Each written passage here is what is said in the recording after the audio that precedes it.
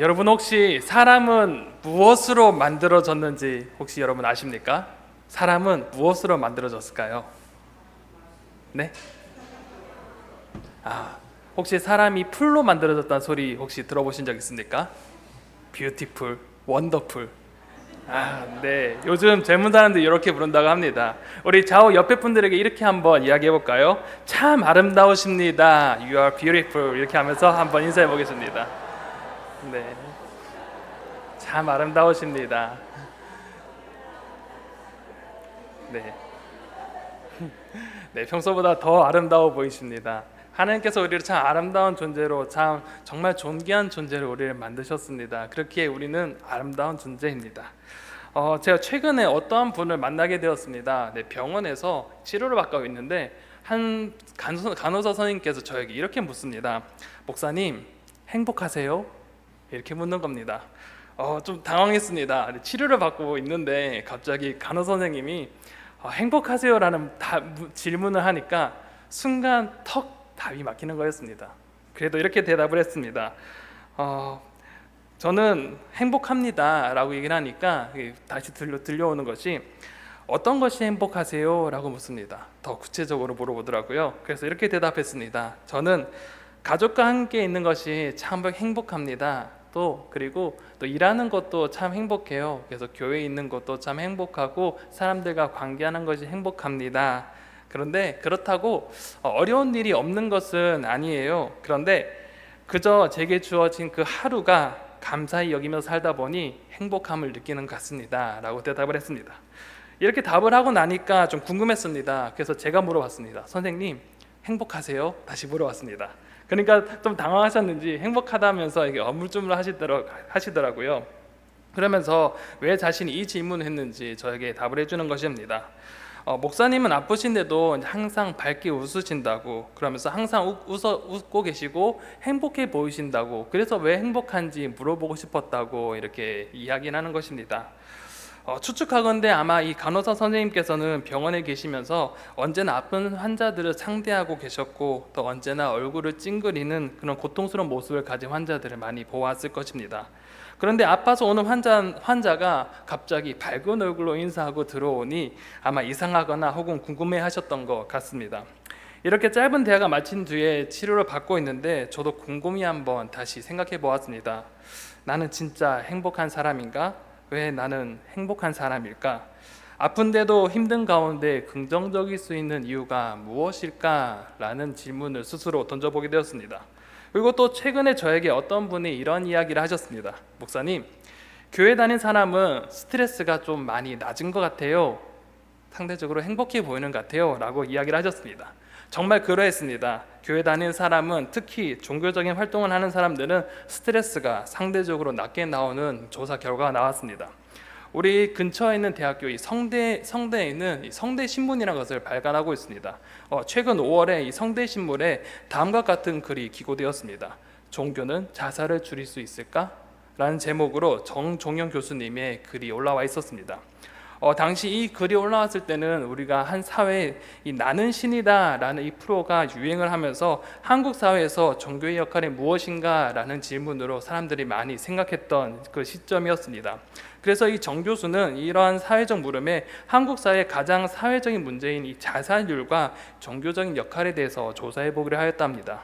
일반적으로 알려진 이 서구의 연구물에서는 이 종교가 이 자살의 생각과 행동을 줄여주는 이 긍정적인 효과가 있다고 보도를 했는데, 과연 한국 종교 또한 그러한 역할을 하고 있는지, 또 각 종교별로 차이가 나는지, 혹은 더 나아가 종교를 가진 사람이 낮은 자살률을 보이는 이유가 무엇인지 살펴보고자 이렇게 의문을 던지면서 조사를 했다고 합니다.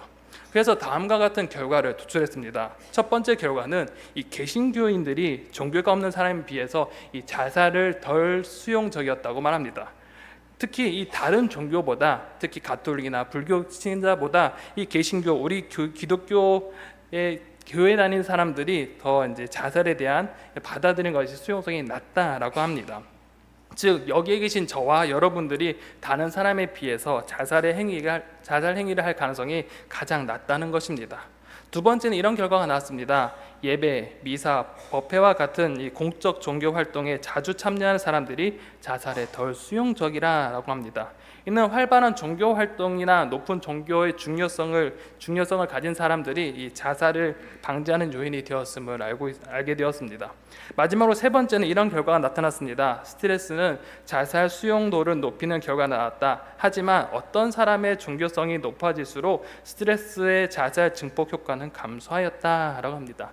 즉 같은 스트레스에 노출되었다 하더라도 이 종교 활동이나 종교를 인생에서 중요하게 생각하는 사람들은 높은 스트레스를 받았음에도 불구하고 높은 이 자살 수용도로 연결되지 않는다는 것입니다. 결국 신앙생활하는 사람들은 이 고도의 스트레스를 받았지만 믿음으로 승화시키고 해소하는 것을 알 수 있습니다. 오늘 본문에 나타난 주인공 또한 이 고도의 스트레스를 받은 그 가운데에서 다른 방법으로 이 스트레스를 이겨내고 해소해 나가는 것을 볼 수 있습니다. 오늘 본문에 나타난 사람은 우리가 너무나 잘 알고 있는 바울과 실라입니다. 바울과 실라는 복음 전하기 위해 자신의 삶을 바친 사람들입니다. 특히 하나님의 뜻이라면 자신의 계획도 모든 것을 내려놓고 하나님의 뜻에 순종하는 사람들이었습니다. 이것을 알 수 있는 것이 오늘의 본문의 배경이 되는 이 고린도 지역은 자신의 계획이 없던 도시였습니다. 하지만 이 자신의 계획도 없는 이 도시에 전도를 하기로 오게 된 것입니다. 왜냐하면 이 하나님께서 그들의 길을 막으셨기 때문입니다. 그리고 그 밤에 하나님께서는 이 마게도니아로 오라는 환상을 통해서 하나님께서는 마게도니아로 오게 하셨고, 바울은 신라는 이 하나님의 환상과 말씀에 순종하여서 자신의 계획에도 없었던 마게도니아 지역, 그리고 그 중에 첫 성인 이 고린도 지역에 오게 됐던 것입니다. 자신의 계획과 의지했던 것 전혀 다른 상황이었지만 하나님의 뜻에 순종하여서 모든 것을 내려놓고 이 마게도니아의 지방의 첫 성인 고린도에 도착했습니다. 그리고 일들이 매우 순조롭게 진행되어졌습니다. 자색옥감 장수인 루디아를 만나게 되었고, 또한 그와 그의 집의 사람들이 모두 하나님을 믿게 되었습니다. 뿐만 아니라 그 집에서 머물며 지낼 수 있는 그런 여건이 마련되었습니다. 이때 바울과 실라의 기분은 어땠을까요? 매우 좋지 않았을까라는 생각이 들어집니다. 하나님의 뜻에 순종하였고 하나님의 뜻에 순종하여서 자신의 모든 계획을 뒤바꾸어 순종하고 나니까 그 길이 차근차근 열려져 가는 것이었습니다. 자신의 계획도 없는 도시에 왔지만 전도도 잘 되었고 자신의 머물 곳도 생겼습니다. 너무나 순조로운 출발이었고 하나님 감사합니다 라고 할 수 있는 그런 상황이었습니다. 그런데 이러한 좋은 일들이 지속되면 좋겠지만 바울과 실라를 괴롭히는 사람이 등장합니다. 바로 점치는 귀신 들린 여종입니다. 이 여인은 점괘를 봐주면서 사람들에게 복채를 받았습니다. 그런데 이 귀신이 아주 제대로 들렸던 것 같습니다. 복채를 어마어마하게 벌어들였습니다. 그런데 이 복채를 여종이 가지는 것이 아니라 그의 주인들이 그것을 가지는 것이었습니다. 이 여종이 벌어온 복채가 어마어마했고 주인들은 이 수익을 가지고 엄청난 부를 누리며 살아왔습니다. 즉 주인들은 이 여종만 있으면 그들의 삶은 만사 형통으로 여겨졌던 것입니다. 그런데 이 점치는 귀신 들린 여종이 바울과 실라를 보더니 따라다니기 시작했습니다. 그리고 더 나아가 큰 소리로 외칩니다. 이 사람들은 지극히 높은 하나님의 종으로서 구원의 길을 너에게 전하는 자라라고 외치는 것입니다. 이렇게 고래고래 큰 소리로 외치다 보니 많은 사람들의 이목이 집중하게 되었었습니다. 당시 바울과 실라가 이렇게 이목이 집중되는 것은 그리 썩 유쾌한 것은 아니었습니다. 고린도 사람들에게 이들은 이방인뿐만 아니라 유대인으로서 그리 좋은 인식을 가지고 있지 않았기 때문입니다.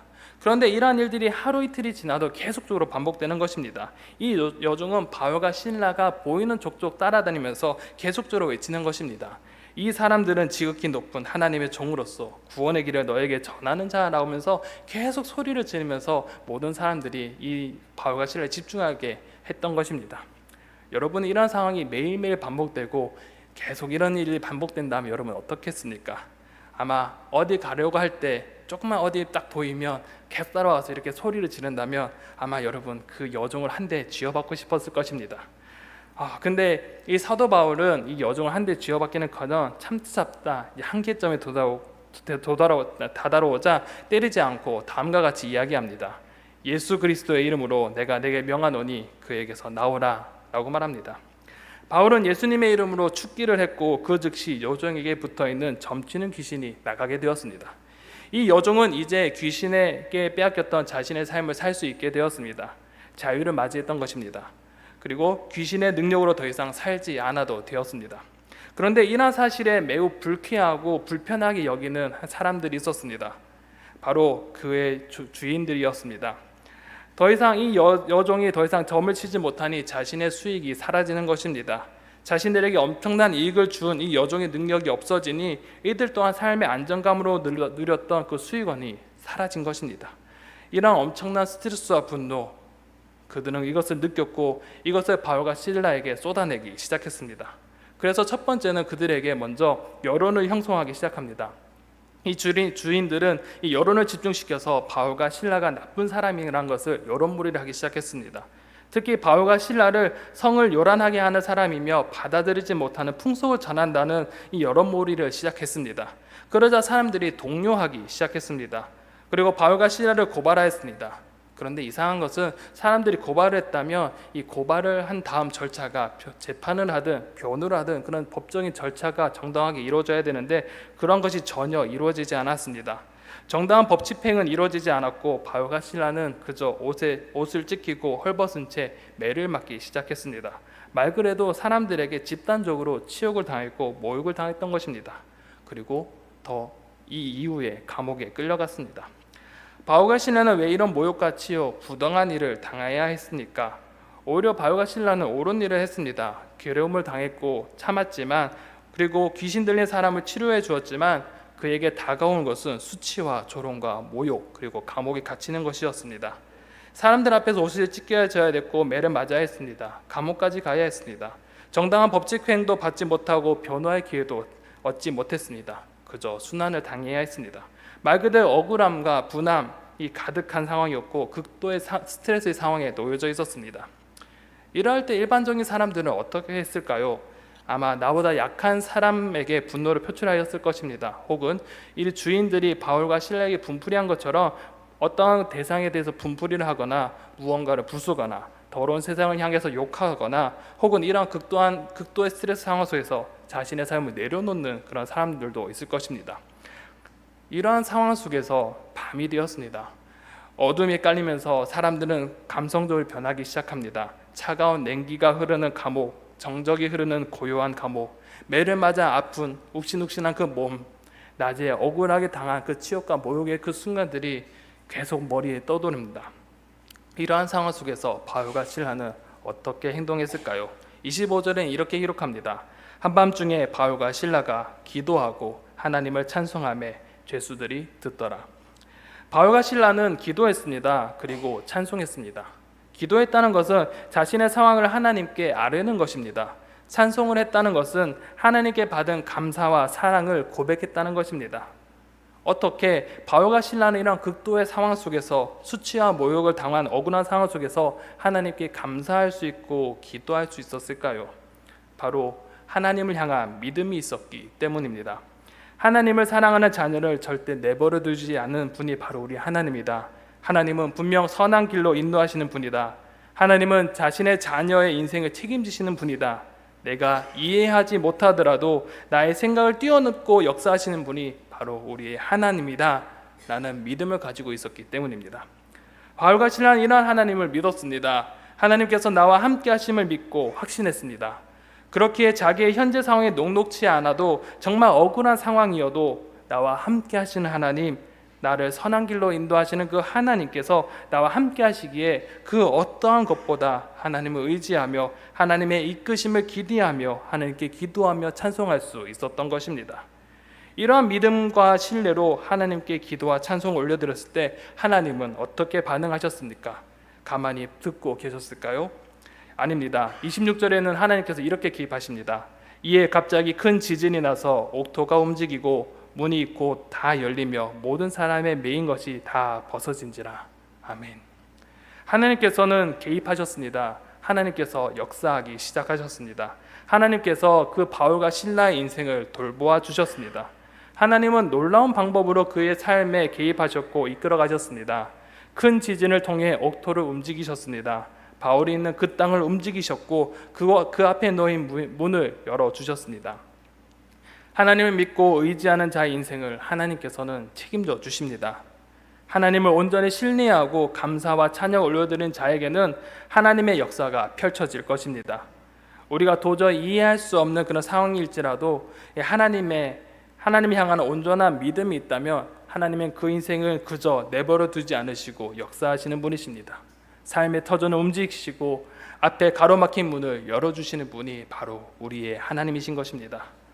여러분은 이러한 믿음을 가지고 있습니까? 가지고 있다면 여러분은 어찌 행복하지 않을 수 있겠습니까? 아픈 중에도 웃을 수 있는 것은 바로 하나님께서 우리와 함께 하시기 때문입니다. 억울한 중에도 기도할 수 있는 것, 이런 모욕과 수치 가운데서도 찬양할 수 있는 것은 바로 우리의 주인이신 하나님이 나와 함께 하시기 때문입니다. 수치와 모욕을 당할지라도 우리가 찬송할 수 있는 것은 바로 하나님께서 우리의 아버지 되시기 때문입니다. 우리가 하나님 앞에 믿음으로 나아갈 때, 이런 여러한 상황 속에서 우리가 하나님 앞에 나아갈 때 하나님은 우리에게 무엇이라고 말씀하실까요? 영어로는 Oh my beautiful son, 오 나의 사랑하는 딸아 라고 말씀하시면서 내가 너를 사랑한다 하고 맞아주지 않겠습니까? 너는 누구보다도 아름다운 나의 자녀라고 말씀하시면서 우리를 고귀한 사람으로 세워주시며 우리와 함께 하시며 우리의 삶의 길을 열어주실 것이 아니겠습니까? 사랑하는 명륜중앙교회 성도 여러분, 여러분은 행복하십니까? 우리가 행복할 수 있는 것은 바로 전능하신 그 하나님이 우리의 아버지 되시기 때문입니다. 하나님 믿고 의지하는 자를 그저 내버려 두시지 않는 그 하나님이 나와 함께 하시기에 우리는 어떠한 일이 다가와도 평안할 수 있고 행복할 수 있습니다. 이번 한 주간의 삶이 이러한 삶이 되어지길 바랍니다. 믿음을 가지고 살아가는, 그로 인하여서 우리의 삶이 주님 안에 평안함을 누리는 그런 삶이 되어지길 바랍니다. 우리는 누구입니까? 우리는 하나님의 아름다운, 뷰티풀한, 원더풀한 자녀입니다. 그 하나님께서 여러분의 삶을 돌보실 것입니다. 그렇기에 우리는 믿음을 가지고 하나님의 그 그늘 아래 행복함을, 삶을 누리시는 이번 한 주간이 되시기를 간절히 소망합니다. 기도하겠습니다.